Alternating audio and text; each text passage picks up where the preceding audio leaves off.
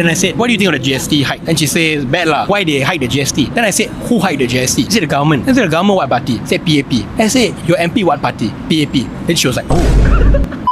Because I work with a lot of different types of workers, right? So when I ask them about their MP, they love their MP. And I say, why? They say, oh, because they come from a humble background. People actually say that. Some do. That's crazy. Come from a humble background, just like me. And then I said, okay. Then I said, what do you think of the GST hike? And she says, bad lah. I said, why bad? This was during 2022 lah, 2021. I said, bad because already COVID, people are struggling. So why they hike the GST? Then I said, who hiked the GST? I said, the government. I said, the government what party? I said, PAP. I said, your MP what party? PAP. Then she was like, oh.